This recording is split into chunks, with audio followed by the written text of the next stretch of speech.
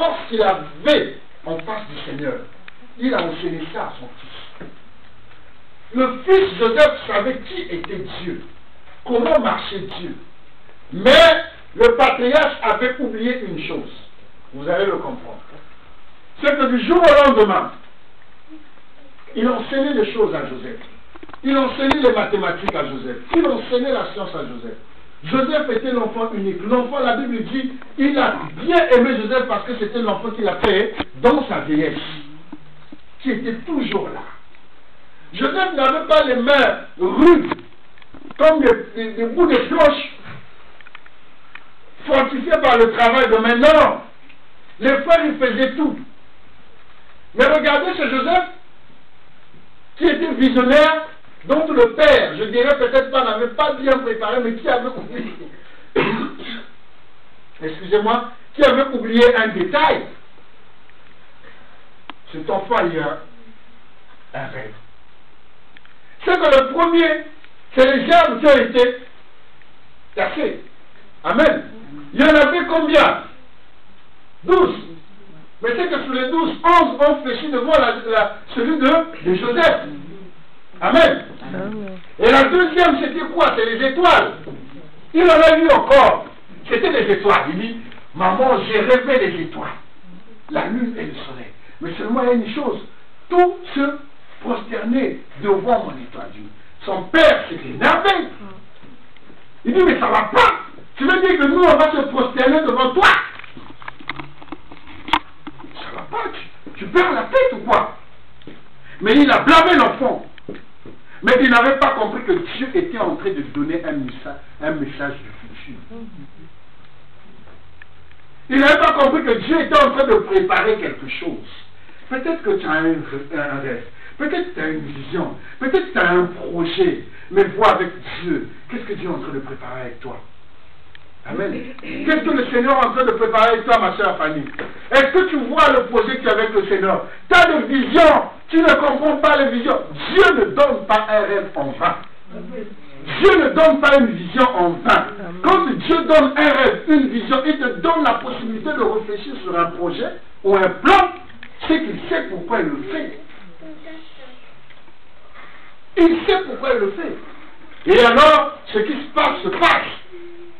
Le père n'ayant pas compris, il va coudre, faire coudre une robe. Ce qu'on appellerait en d'autres termes une sorte de une tunique en multicouleur. Et le vient, il prend cette robe, il donne à qui? Le père ne s'était pas rendu compte qu'il avait jeté l'idée. Que tout allait commencer par là. La robe a déclenché le processus de la vision du Seigneur. Amen. La robe a déclenché le processus de la vision du Seigneur. Il a fallu que par cette robe, la jalousie de frère s'élève. Amen. Et quand il a rendu visite aux frères, les frères l'ont pris, l'ont jeté dans un récipient. Ils ont ôté quoi? Ils ont ôté la robe. La robe ici était aussi symbole de l'aristocratie. L'orgueil. Peut-être que Dieu est en train de te remplir de quelque chose. Peut-être que Dieu t'a fait du bien. Et de ce bien-là, tu en fais de l'orgueil. Peut-être qu'il t'a donné une bonne situation sociale. Amen. Que tu en fasses de l'orgueil. Si Dieu a permis que tu sois ministre, ce n'est pas toi. C'est Dieu qui a voulu que tu sois ministre. Mais quand tu es ministre, pense à la population. Quand le directeur pense à la population, ça ne sert pas d'harceler les employés par rapport à ta position. La tunique de Joseph lui a causé problème. Quand on l'a jeté dans la citerne, la première chose qu'on a fait, on a ôté cette tunique. Cette robe que les Hébreux appellent en hébreu le titi, on l'a enlevé. Mais c'était le plan de Dieu parce qu'il fallait que ça se fasse. Parce que si cela ne s'était pas fait, la Mésopotamie et la civilisation africaine serait morte. Parce que quand Joseph s'est retrouvé en Égypte, c'est là que Pharaon a eu la vision. Est-ce que vous voyez ce que je veux dire? Il a fallu qu'un moins vienne pour compléter un moins, que ça donne un plus. Pharaon avait une moitié, Joseph avait une moitié. C'est quand Joseph arrivait qu'il a interprété le rêve, le songe de Pharaon, que l'Égypte a été sauvée. Mais cela a été déclenché par la robe. Amen. Ce qui arrive dans votre vie peut être déclenché par n'importe quoi. La Bible dit, la fin d'une chose vaut mieux que le commencement. Le commencement est toujours difficile, mais à la fin on a un sourire. À la fin on a une bénédiction, parce que la bénédiction de l'Éternel enrichit. Il ne se fait sur d'aucun chagrin. L'homme de Dieu, le patriarche, n'avait rien compris. Quand on a ramené la tunique de l'enfant, on a dit, Joseph a été dévoré par le loup. Il a pleuré. Oh, l'homme de Dieu qui s'est battu avec le Seigneur, il ne s'est même pas rendu compte qu'il était en train de faire une deuil.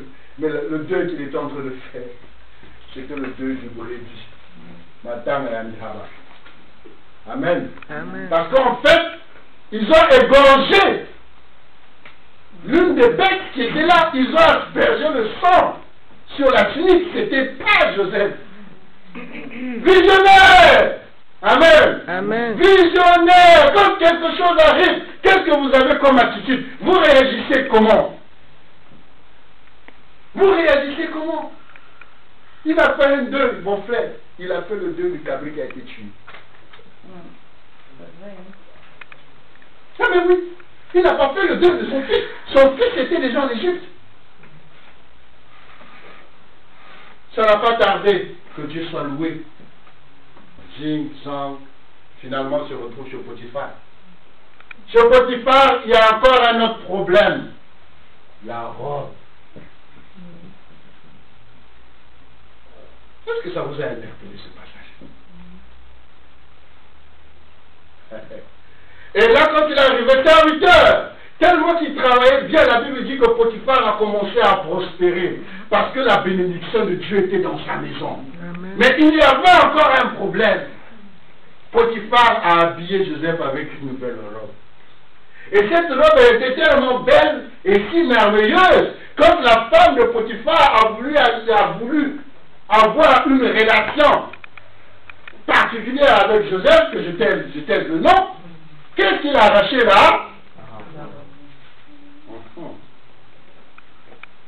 Il a arraché encore la robe. Quelle est la robe que toi tu as qui te pose problème? Belle question. Frère, tu vas intervenir. Je veux bien que je fasse la place. Quelle robe as-tu qui te pose problème?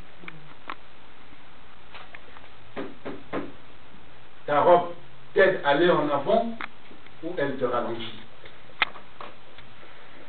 La première, c'est quand on l'a jetée dans la citerne. La deuxième, quand on l'a déchirée, on l'a rejetée dans une citerne qui n'était qu'une prison.